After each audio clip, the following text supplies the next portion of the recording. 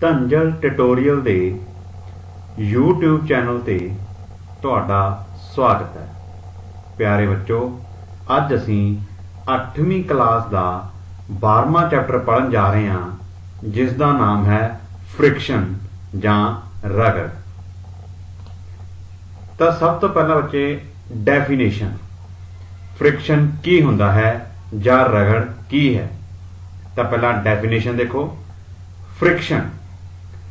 Friction is resistant to motion of one object moving relative to another। ਤਾਂ ਬੱਚੇ friction ਜਾਂ रगड़ की है? रगड़ एक वस्तु की गति प्रति प्रतिरोध है जो दूजे के मुकाबले चलती है। ਤਾਂ ਬੱਚੇ कहने का भाव की है कि जदों कोई वस्तु एक पासे वल गति कर रही है ਤਾਂ जो रगड़ है ਉਹ वस्तु की गति का विरोध करती है ਅਤੇ रगड़ जो है ਉਹ वस्तु की गति की दिशा के उल्ट दिशा ਦੇ ਵਿੱਚ ਕੰਮ करती है। जिस तरह के तुसी इस तस्वीर ਦੇ ਵਿੱਚ देख रहे हो, ਸਾਡੇ ਕੋਲੇ ਇਹ ਇੱਕ ਬਾਕਸ है ਤੇ ਇਸ ਬਾਕਸ ਨੂੰ ਜੇ ਅਸੀਂ ਇਸ ਦਿਸ਼ਾ ਵੱਲ ਧੱਕਣ ਦੀ ਕੋਸ਼ਿਸ਼ ਕਰ ਰਹੇ ਹਾਂ ਤਾਂ ਜੋ ਰਗੜ ਹੈ ਜਾਂ ਜੋ ਫ੍ਰਿਕਸ਼ਨ ਹੈ ਉਹ ਇਸ ਬਾਕਸ ਦੀ ਦਿਸ਼ਾ ਦੇ ਉਲਟ ਦਿਸ਼ਾ ਦੇ ਵਿੱਚ ਲੱਗ ਰਹੀ ਹੈ। ਤਾਂ ਇਸ ਤਰ੍ਹਾਂ ਜੋ ਫ੍ਰਿਕਸ਼ਨ ਹੈ ਜਾਂ ਜੋ ਰਗੜ ਹੈ ਉਹ ਹਮੇਸ਼ਾ ਹੀ ਕਿਸੇ ਵਸਤੂ ਦੀ ਗਤੀ ਦਾ ਵਿਰੋਧ ਕਰਦੀ ਹੈ ਜਦੋਂ ਦੋਵੇਂ ਵਸਤੂਆਂ आपस दे विच संपर्क दे विच होण। तां अगे आ गया बच्चे फ्रिक्शनल फोर्स जां रगड़ बल। तां फ्रिक्शनल फोर्स की है? The force of friction always opposes the applied force। In this activity the force of friction acts between the surface of the book and the surface of the table। ਤਾਂ ਬੱਚੇ ਕੀ ਹੈ? ਤਾਂ ਇਹ ਜੋ frictional force है ਜਾਂ रगड़ बल है ਇਹ ਹਮੇਸ਼ਾ ਹੀ ਲਗਾਏ ਗਏ ਬਲ ਦੀ ਦਿਸ਼ਾ ਦੇ ਉਲਟ ਦਿਸ਼ਾ ਵਿੱਚ ਕਾਰਜ ਕਰਦਾ ਹੈ। ਜਿਸ ਤਰ੍ਹਾਂ ਕਿ ਬੱਚੇ ਇਸ ਚਿੱਤਰ ਦੇ ਵਿੱਚ ਤੁਸੀਂ ਦੇਖ ਸਕਦੇ ਹੋ ਕਿ ਜੇ ਅਸੀਂ ਕੋਈ ਕਿਤਾਬ ਹੈ ਸਾਡੇ ਕੋਲੇ ਤੇ ਇਸ ਕਿਤਾਬ ਨੂੰ ਅਸੀਂ ਪਹਿਲਾਂ ਇਸ ਸਥਿਤੀ ਦੇ ਵਿੱਚ ਇਹ ਕਿਤਾਬ ਸੀ ਤੇ ਇਸ ਕਿਤਾਬ ਨੂੰ ਅਸੀਂ ਆਪਣੇ ਹੱਥ ਦੇ ਨਾਲ ਧੱਕਾ ਲਗਾ ਕੇ ਅਸੀਂ ਇਸ ਕਿਤਾਬ ਨੂੰ ਅੱਗੇ ਧਕੇਲ ਰਹੇ ਹਾਂ ਤਾਂ ਇਹ ਕਿਤਾਬ ਜੋ ਹੈ ਇਹ ਇੱਕ ਬਲ ਮਹਿਸੂਸ ਕਰੇਗੀ ਜੋ ਬਲ ਇਸ ਕਿਤਾਬ ਦੀ ਗਤੀ ਨੂੰ ਹੌਲੀ ਕਰਨ ਦੀ ਕੋਸ਼ਿਸ਼ ਕਰੇਗਾ। ਤੇ ਜੇ ਕਿਤਾਬ ਇਸ ਅੱਗੇ ਵਾਲੀ ਦਿਸ਼ਾ ਵੱਲ ਜਾ ਰਹੀ ਹੈ ਤਾਂ ਉਹ ਬਲ ਜੋ ਹੈ ਉਹ इस किताब की दिशा के उल्ट दिशा वाल कार्य करेगा।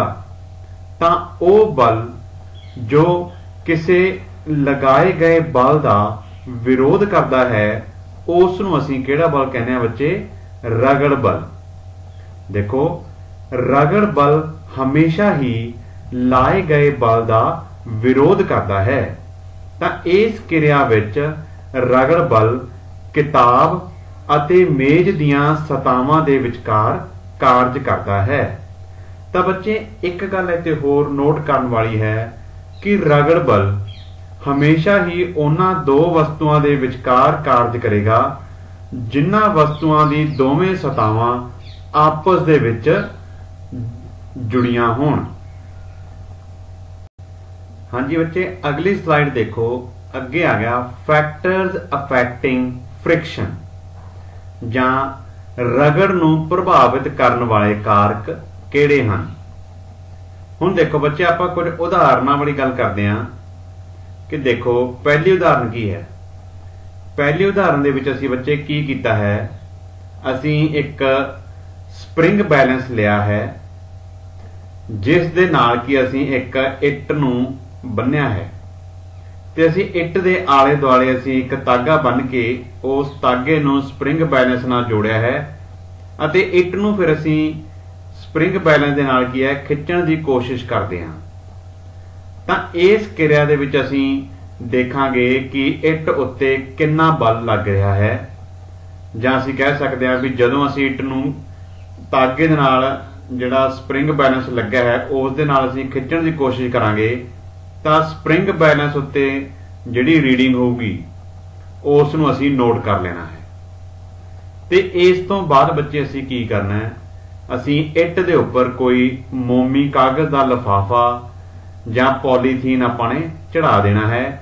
ते फिर इसे किरिया नूं असीं दुबारे दोहराउणा है कि असीं पॉलीथीन का जो लिफाफा है जां मोमी कागज़ का जो लिफाफा है उस नूं असीं इट उत्ते चढ़ा के फिर इट उपर दी धागा बन के असीं दुबारे फिर स्प्रिंग बैलेंस दे नाल असीं इस नूं खिੱचਣ की कोशिश करांगे। तां उस स्थिति दे विच जो स्प्रिंग बैलेंस है उस दे उत्ते की पड़त आ रही है जां उसकी की रीडिंग आ रही है असीं उस नूं भी नोट करांगे। तां बच्चे तुसीं देखोगे कि जदों असीं इट दे उत्ते पॉलीथीन का लिफाफा नहीं चढ़ाया सी तां उस वक्त स्प्रिंग बैलेंस जो है यह बल ज़्यादा महसूस कर रहा सी, जबकि जदों असीं इस इट दे उत्ते मोमी कागज़ का लिफाफा जां पॉलीथीन चढ़ाया ते फिर इट नूं खिੱचਣ की कोशिश की तां उस वक्त ये जो स्प्रिंग बैलेंस है यह बल घट महसूस कर रहा सी। तां इस तरह असीं की कह सकते हैं कि ये जो रगड़ बल है उस पदार्थ की प्रकृति ते निर्भर करता है कि वह पदार्थ किस तरह का है। जे वो पदार्थ खुरदड़ा है तो रगड़ बल ज़्यादा महसूस होगा, ते जे वो पदार्थ मुलायम है तो वह पदार्थ रगड़ बल घट महसूस करेगा। तो देखो इस दे विच factors affecting friction depends on the nature of the surfaces in contact. तो बच्चे की है ਜਿਹੜੀਆਂ दो सरफेसिस जिमें इस तो देखो ये इट है ते नीचे आप कह लीए कि फर्श है, तो ये दो फर्श की सतह अते इट की सतह ਜਿਹੜੀਆਂ आपस दे विच संपर्क छन उन्हां दे ये नेचर दे उत्ते जां उन्हां दे सुभाअ दे उत्ते निर्भर करता है। द रफर the surface the greater is the friction. तो कहने का भाव क्या बच्चे कि जिन्ना ज़्यादा खुरदरी सतह होगी उन्ना ही ज्यादा उस उत्ते रगड़ बल ज्यादा महसूस होगा। अगे देखो दूसरा फैक्टर की है फ्रिक्शन, फैक्टर्स अफेक्टिंग फ्रिक्शन। दूसरा फैक्टर की है बच्चे is proportional to the force pressing the surfaces together. In case of horizontal movement the pressing force is the weight. हुण अगे देखो बच्चे दूसरा कारक जिहड़ा इस रगड़ नूं प्रभावित कर रहा है वो किहड़ा है, फोर्स। तां जिन्ने बल दे नाल दो वस्तुआं आपस दे विच संपर्क विच हन तां उन्ना ही ज्यादा ओह वस्तुआं जो हन ओह रगड़ बल महसूस करनगियां। ठीक है जी। तां जिन्ना ज्यादा बल लग रहा हैगा दोने वस्तुआं दे विच आपस दे विच जिन्ने ज्यादा बल दे नाल जुड़ियां हन उन्ना ही रगड़ बल जिहड़ा हैगा वो ज्यादा लगेगा।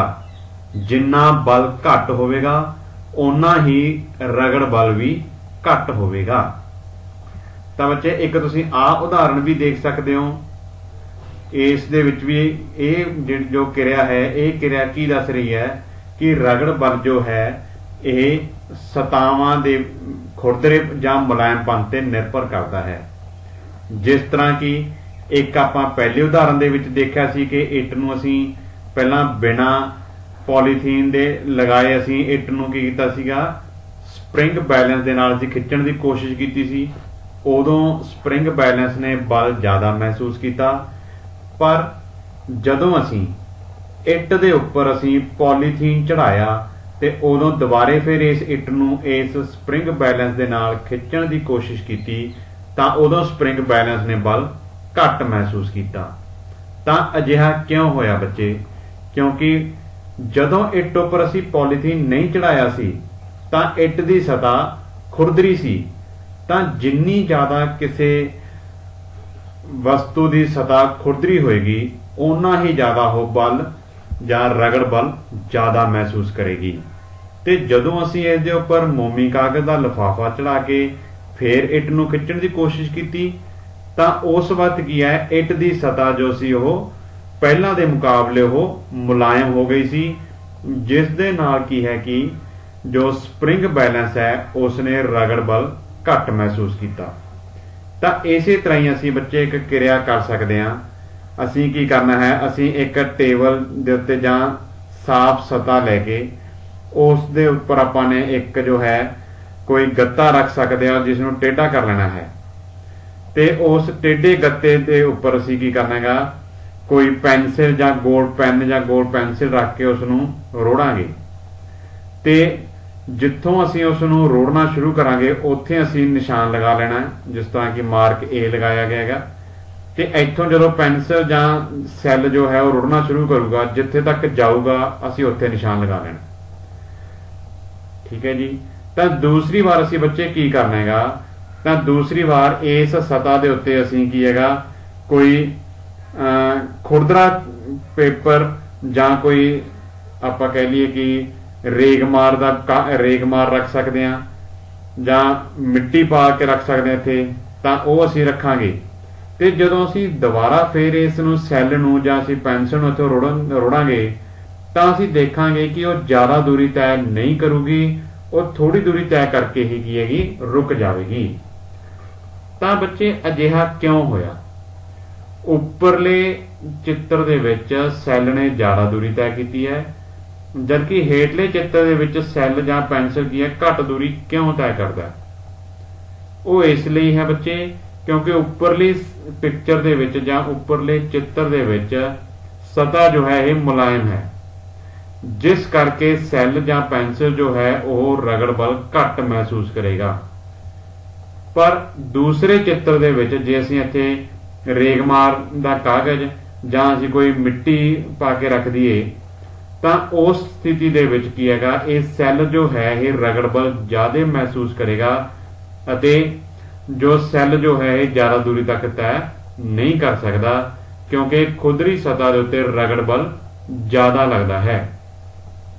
हुण अगे देखो बच्चे, हुण ये जरूरी नहीं है कि जो चीज़ आपां नूं देखण नूं मुलायम लग रही है वह अंदरों भी उसकी सतह जो है वह मुलायम ही होवे।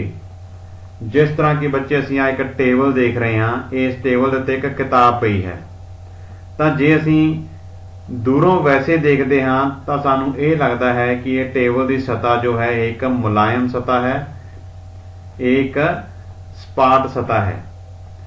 पर जे असीं ध्यान नाल देखिए तो जो टेबल है उसकी सतह भी की है खुरदरी सतह है, अते किताब की सतह भी जो है ये खुरदरी सतह है। तो इस तरह की है ये जो है इन्हां दे विच सतह का खुरदरापन कितना है उस दे अनुसार ये किताब जो है ये टेबल के उपर रगड़ बल महसूस करेगी। हाँ जी बच्चे, अगे आ गया फ्रिक्शन अ नेसेसरी ईवल, रगड़ हानिकारक पर जरूरी। तो बच्चे ये क्यों लिखा गया है कि रगड़ हानिकारक है पर जरूरी है? तो देखो बच्चों, हुण जिस तरह किसी कहा कि रगड़ जो है किसी वस्तु की गति का विरोध करती है, पर रगड़ जो है ये साडे लिए जरूरी भी है। रगड़ बिना असीं अपना कोई काम नहीं कर सकते।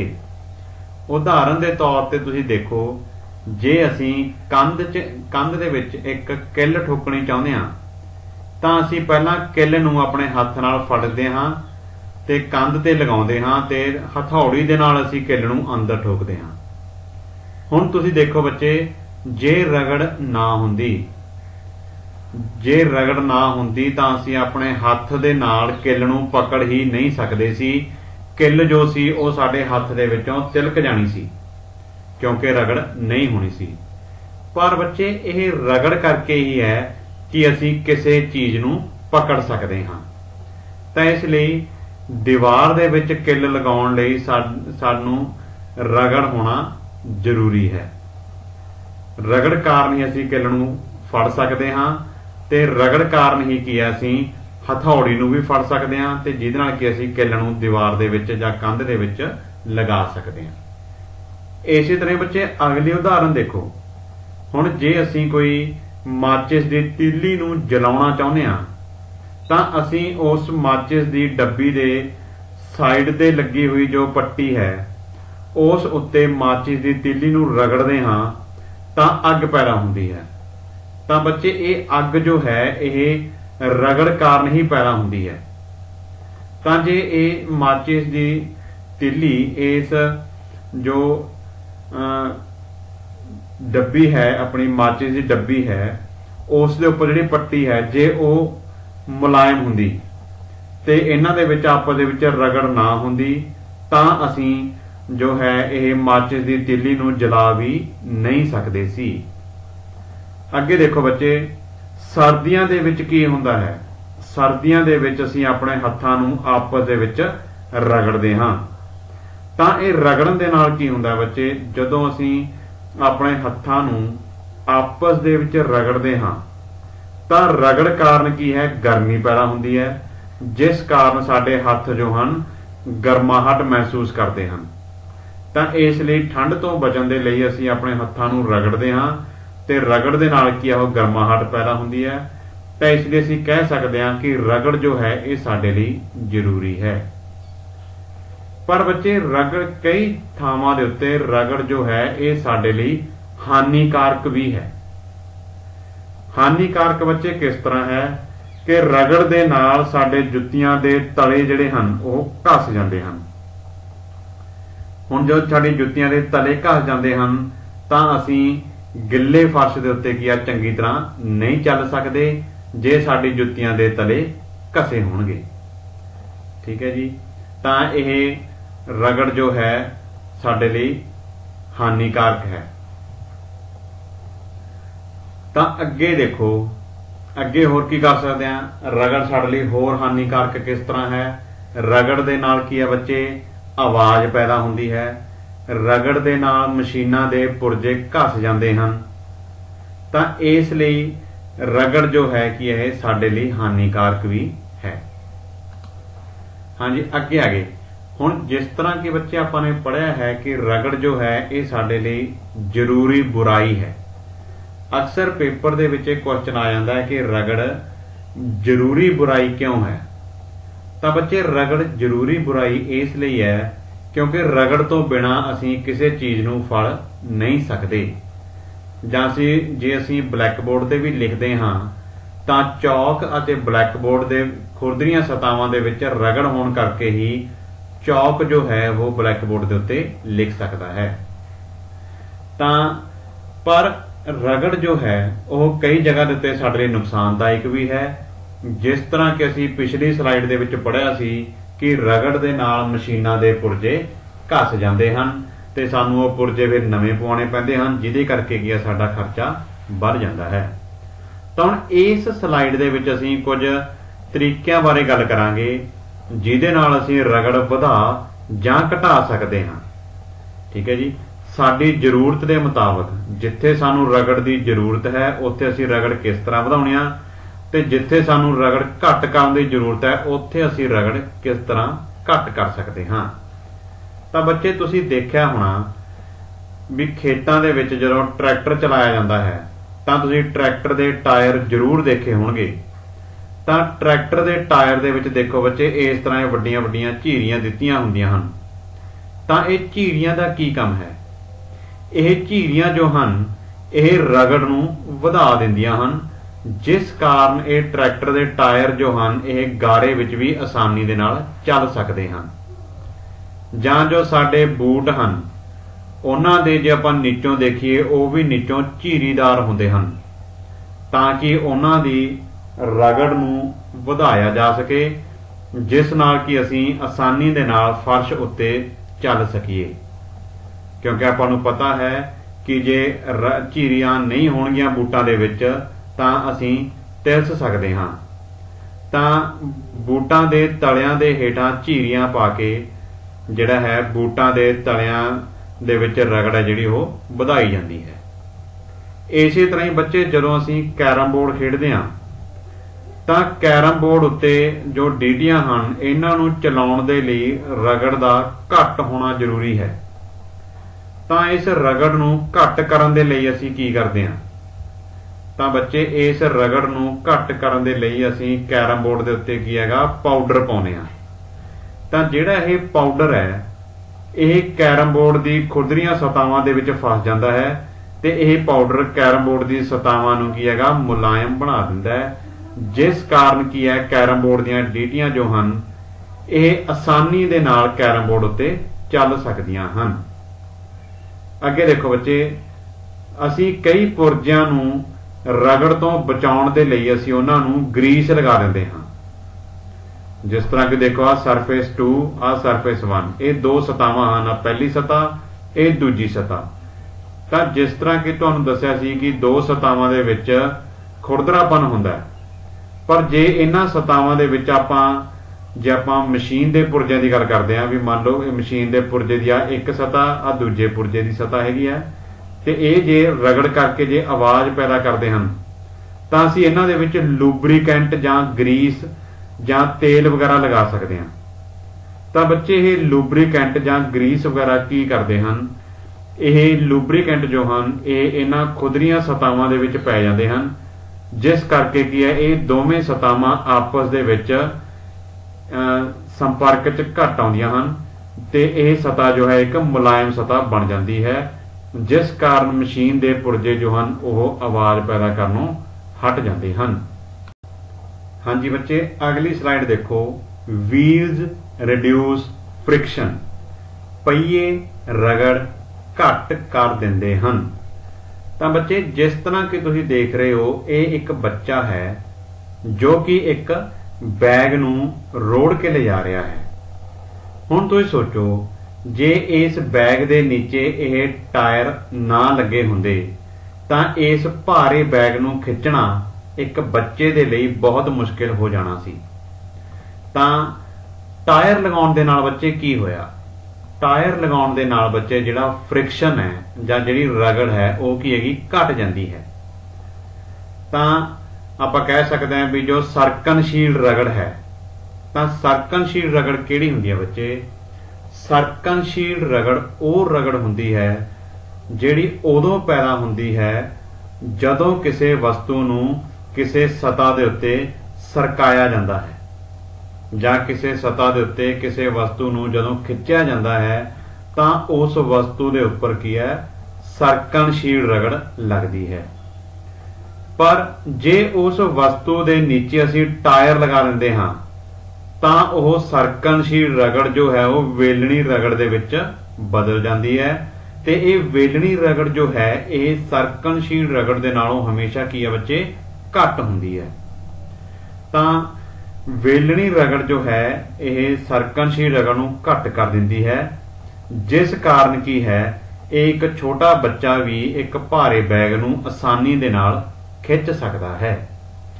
जिस तरह के बच्चे असीं एक किरिया करके देखते हैं, असीं की करांगे, पहला असीं एक किताब लै ली, किताब नूं असीं पहला इसे तरह ही मेज दे उपर अपने हत्थ दे नाल ढकण दी कोशिश करांगे। उस तो बाद असीं की कीता, इस किताब दे नीचे असीं अपनियां 3 पेंसिलां 3 गोल पेंसिलां इस किताब दे नीचे रखिया ते फिर इस किताब नूं ढकण दी कोशिश करांगे। तां बच्चे असीं देखदे हां कि जदों असीं किताब दे नीचे 3 पेंसिलां रख के किताब नूं ढकण दी कोशिश करदे हां तां इह किताब जो है ये आसानी दे नाल की हैगा अपनी गति दे विच आ जांदी है, जां असीं कह सकते हैं कि किताब के नीचे गोल पेंसिलां लगाउण दे नाल किताब उत्ते रगड़ बल जो है वह पहलां दे मुकाबले बहुत ज़्यादा घट जाता है ते किताब जो है आसानी दे नाल इन्हां पेंसिलां उपर दी की है आसानी दे नाल की हैगा असीं इस नूं ढक सकते हाँ। तां इसे तरह ही बच्चे असीं जो होर गड्डियां दे जो टायर हैं उन्हां दे विच भी की हैगा ये वेलणी रगड़ पैदा करने दे लई उन्हां गड्डियां दे टायरां दे विच भी की हैगा ये बैरिंग लगाए जाते हैं। ये बैरिंग बच्चे की करते हैं ਇਹ ਬੈਰਿੰਗ ਵੀ ਜੋ ਹਨ ਇਹ ਵੀ ਕੀ ਹੈਗਾ ਸਰਕਮਸ਼ੀਲ ਰਗੜ ਨੂੰ ਵੇਲਣੀ ਰਗੜ ਦੇ ਵਿੱਚ ਬਦਲ ਦਿੰਦੇ ਹਨ, ਜਿਸ ਨਾਲ ਕੀ ਹੈ ਗੱਡੀ ਦੇ ਟਾਇਰਾਂ ਉੱਪਰ ਜੋ ਹੈ ਉਹ ਰਗੜ ਬਲ ਜੋ ਹੈ ਬਹੁਤ ਜ਼ਿਆਦਾ ਘੱਟ ਲੱਗਦਾ ਹੈ, ਜਿਸ ਨਾਲ ਕੀ ਹੈ ਗੱਡੀ ਦੇ ਪੈਟਰੋਲ ਦੀ ਖਪਤ ਵੀ ਘਟ ਜਾਂਦੀ ਹੈ। ਹਾਂਜੀ ਬੱਚੇ, ਅੱਗੇ ਆ ਗਿਆ ਫਲੂਇਡ ਫ੍ਰਿਕਸ਼ਨ ਜਾਂ ਤਰਲ ਰਗੜ। ਤਾਂ ਇੱਥੇ ਬੱਚੇ ਇੱਕ ਨੋਟ ਕਰਨ ਵਾਲੀ ਗੱਲ ਹੈ ਕਿ ਇਹ ਜੋ ਫਲੂਇਡ ਜਾਂ ਤਰਲ ਸ਼ਬਦ ਵਰਤਿਆ ਗਿਆ ਹੈ, ਇਹ ਸ਼ਬਦ ਪਾਣੀ ਅਤੇ ਹਵਾ ਦੋਹਾਂ ਦੇ ਵਿੱਚ ਜੋ ਵਸਤੂ ਰਗੜ ਬਲ ਮਹਿਸੂਸ ਕਰ ਰਹੀ ਹੈ, ਇਹਨਾਂ ਦੋਨਾਂ ਦੇ ਲਈ ਵਰਤਿਆ ਗਿਆ ਹੈ ਕਿ ਪਾਣੀ ਦੇ ਵਿੱਚ ਜੇ ਕੋਈ ਵਸਤੂ ਚੱਲ ਰਹੀ ਹੈ ਤੇ ਉਹ ਜੋ ਰਗੜ ਬਲ ਮਹਿਸੂਸ ਕਰ ਰਹੀ ਹੈ ਉਹ ਵੀ ਤਰਲ ਰਗੜ ਹੋਏਗਾ, ਤੇ ਜੇ ਕੋਈ ਹਵਾ ਦੇ ਵਿੱਚ ਕੋਈ ਵਸਤੂ ਗਤੀ ਕਰ ਰਹੀ ਹੈ ਤੇ ਉਹ ਵਸਤੂ ਜੋ ਬਲ ਮਹਿਸੂਸ ਕਰ ਰਹੀ ਹੈ ਉਹ ਵੀ ਕੀ ਹੈਗਾ ਤਰਲ ਰਗੜ ਬਲ ਮਹਿਸੂਸ ਕਰੇਗੀ। ਤਾਂ ਇਸ ਤਰਲ ਰਗੜ ਬਲ ਨੂੰ ਘੱਟ ਕਰਨ ਦੇ ਲਈ ਬੱਚੇ ਕੀ ਕੀਤਾ ਜਾਂਦਾ ਹੈ? ਜਿਸ ਤਰ੍ਹਾਂ ਕਿ ਤੁਸੀਂ ਦੇਖ ਸਕਦੇ ਹੋ ਇਹ ਇੱਕ ਕੀ ਹੈਗਾ ਜਹਾਜ਼ ਹੈ। ਤਾਂ ਇਹ ਜਹਾਜ਼ ਹੋ ਗਿਆ ਜਾਂ ਜਿਹੜੇ ਆਕਾਸ਼ ਦੇ ਵਿੱਚ ਉੱਡਣ ਵਾਲੇ ਜਿਹੜੇ ਪੰਛੀ ਹਨ, ਤੁਸੀਂ ਦੇਖ ਸਕਦੇ ਹੋ ਕਿ ਇਹਨਾਂ ਦੇ ਸਰੀਰ ਦੀ ਬਣਤਰ ਕਿਸ ਤਰ੍ਹਾਂ ਦੀ ਹੈ। ਇਹ ਅੱਗੋਂ ਥੋੜੇ ਜਿਹੇ ਤਿੱਖੇ ਹੁੰਦੇ ਹਨ। ਇਹ ਜਿਹੜਾ ਪੰਛੀ ਵੀ ਦੇਖੋ ਅੱਗੋਂ ਥੋੜੇ ਜਿਹੇ ਤਿੱਖੇ ਹੁੰਦੇ ਹਨ। ਬੱਚੇ ਇਹਨਾਂ ਦੀ ਇਹ ਜੋ ਇਸ ਤਰ੍ਹਾਂ ਦੀ ਜੋ ਸ਼ਕਲ ਹੈ, ਜਾਂ ਤੁਸੀਂ ਪਾਣੀ ਦੇ ਵਿੱਚ ਮੱਛੀਆਂ ਦੇਖੀਆਂ ਹੋਣਗੀਆਂ, ਮੱਛੀਆਂ ਵੀ ਜੋ ਹਨ ਉਹ ਵੀ ਅੱਗੋਂ ਕੀ ਹੈਗਾ ਇਸੇ ਤਰ੍ਹਾਂ ਹੀ ਉਹਨਾਂ ਦੀ ਸ਼ਕਲ ਵੀ ਅੱਗੋਂ ਕੀ ਹੈ ਤਿੱਖੀ ਹੁੰਦੀ ਹੈ। ਉਹ ਕਿਉਂ ਹੁੰਦੀ ਹੈ? ਤਾਂ ਬੱਚੇ ਇਹਨਾਂ ਦੀ ਇਹ ਜਾਨਵਰਾਂ ਦੀ ਜਾਂ ਇਹ ਜਿਹੜੇ ਹਵਾ ਦੇ ਵਿੱਚ ਉੱਡਣ ਵਾਲੇ ਹਵਾਈ ਜਹਾਜ਼ ਹਨ, ਇਹਨਾਂ ਦੀ ਸ਼ਕਲ ਇਸ ਤਰ੍ਹਾਂ ਦੀ ਇਸ ਲਈ ਬਣਾਈ ਜਾਂਦੀ ਹੈ ਤਾਂ ਕਿ ਪਾਣੀ ਜਾਂ ਹਵਾ ਦੇ ਵਿੱਚ ਜਿਹੜੀ ਇਹ ਤਰਲ ਰਗੜ ਹੈ ਉਸ ਤਰਲ ਰਗੜ ਨੂੰ ਘੱਟ ਕਰਨ ਦੇ ਲਈ ਇਹਨਾਂ ਵਸਤੂਆਂ ਦੀ ਇਹ ਸ਼ਕਲ ਜੋ ਹੈ ਉਹ ਇਸ ਤਰ੍ਹਾਂ ਦੀ ਬਣਾਈ ਗਈ ਹੈ, ਤਾਂ ਜੋ ਇਹ ਵਸਤੂਆਂ ਜਾਂ ਜਿਹੜੇ ਪੰਛੀ ਹਨ ਜਾਂ ਜਿਹੜੀਆਂ ਮੱਛੀਆਂ ਹਨ ਉਹ ਪਾਣੀ ਦੀ ਰਗੜ ਜਾਂ ਹਵਾ ਦੀ ਤਰਲ ਰਗੜ ਨੂੰ ਚੀਰਦੇ ਹੋਏ ਅੱਗੇ ਲੰਘ ਸਕਣ। ਤਾਂ ਇਸ ਲਈ ਇਹਨਾਂ ਚੀਜ਼ਾਂ ਦੀ ਸ਼ਕਲ ਹੈ ਜਿਹੜੀ ਉਹ ਅੱਗੋਂ ਇਸ ਤਰ੍ਹਾਂ ਤਿੱਖੀ ਬਣਾਈ ਜਾਂਦੀ ਹੈ। ਤਾਂ ਬੱਚੇ ਮੈਨੂੰ ਉਮੀਦ ਹੈ ਕਿ ਤੁਹਾਨੂੰ ਅੱਜ ਦਾ ਇਹ ਲੈਸਨ ਸਮਝ ਆ ਗਿਆ ਹੋਵੇਗਾ। ਜੇ ਤੁਹਾਨੂੰ ਸਾਡਾ ਅੱਜ ਦਾ ਇਹ ਟੌਪਿਕ ਚੰਗਾ ਲੱਗਿਆ ਤਾਂ ਸਾਡੇ ਚੈਨਲ ਨੂੰ ਲਾਈਕ, ਸ਼ੇਅਰ ਅਤੇ ਸਬਸਕ੍ਰਾਈਬ ਜ਼ਰੂਰ ਕਰੋ। ਅੱਜ ਦੇ ਟੌਪਿਕ ਨੂੰ ਧਿਆਨ ਨਾਲ ਸੁਣਨ ਦੇ ਲਈ ਤੁਹਾਡਾ ਸਭ ਦਾ ਬਹੁਤ ਬਹੁਤ ਧੰਨਵਾਦ।